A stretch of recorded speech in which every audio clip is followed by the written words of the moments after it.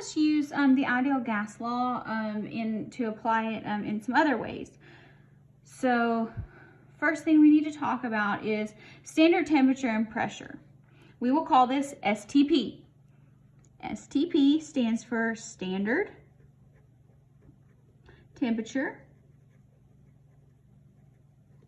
and pressure,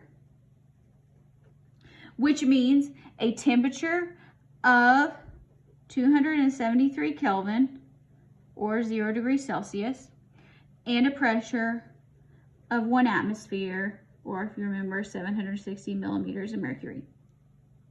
So what we can do is we can use PV equals MRT or nRT to figure out what's the volume of 1 mole of gas. So if we have PV equals nRT, we know the volume per mole, so we need volume per mole equals RT over P. That should work. All right, so 0.08206 liter atmospheres, nope, other way around.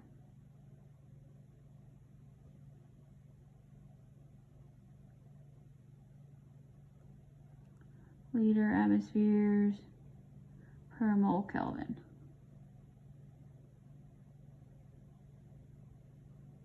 Yes, liters per mole, that's right. And 1 atmosphere and 273 Kelvin liters per mole. So that says R times 273, 22.4. 22.4 liters per mole. So what that means is 1 mole of a gas is 22.4 liters. So molar volume, this is for any gas. It does not matter if you have 1 mole of one gas. It doesn't matter. If it's a mole of it, it's always going to be 22.4 liters. Now, this is not something you are required to memorize. It will make things go faster for you, but it is not required.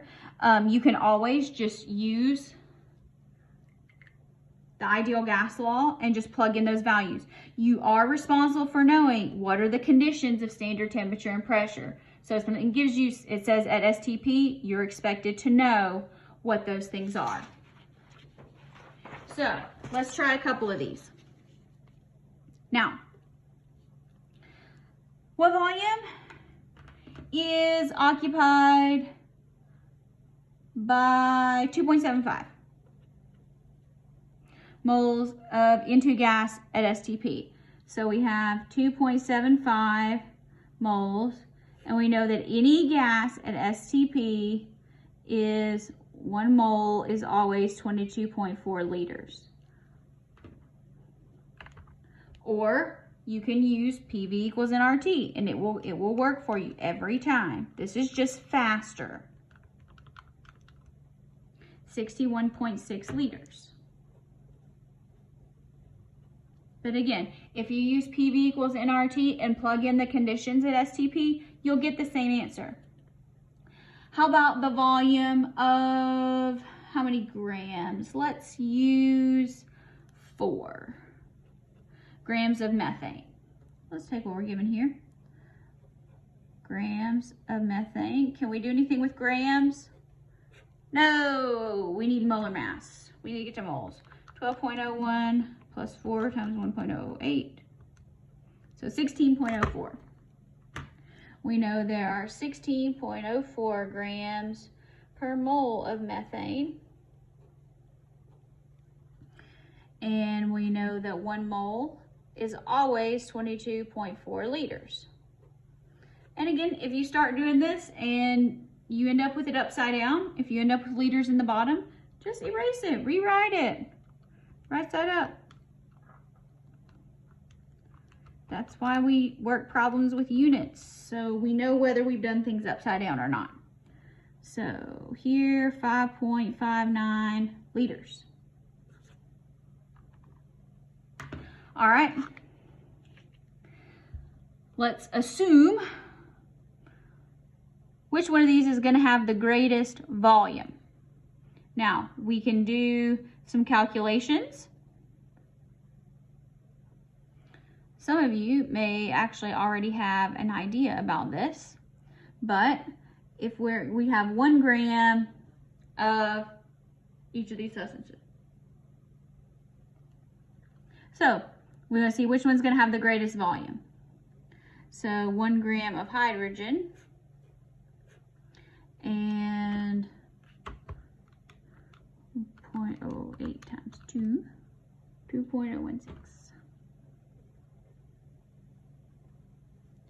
Okay. And we know that 1 mole is 22.4 liters. And we have 1 gram of oxygen. 32 grams of oxygen is 1 mole oxygen. 22.4 liters, 1 mole. Or we have 1 gram of argon. I don't remember argon. 39.95. 39.95 grams of argon is 1 mole. And 1 mole is always 22.4 liters. All right, so before we get answers, which one's going to have the greatest volume? This one, because it has the most moles. See, the denominators just get bigger. But if you don't believe me, work it out. 2.016. 11.1 liters. 22.4 divided by 32. Ooh, 0.7 liters. Way smaller.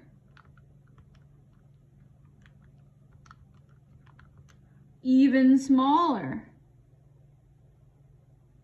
0.56. So there's some applications. Again, you can still use this. If you don't remember 22.4, just use PV equals nRT and plug in the standard conditions. Remember, standard conditions are 273 kelvins and 1 atmosphere.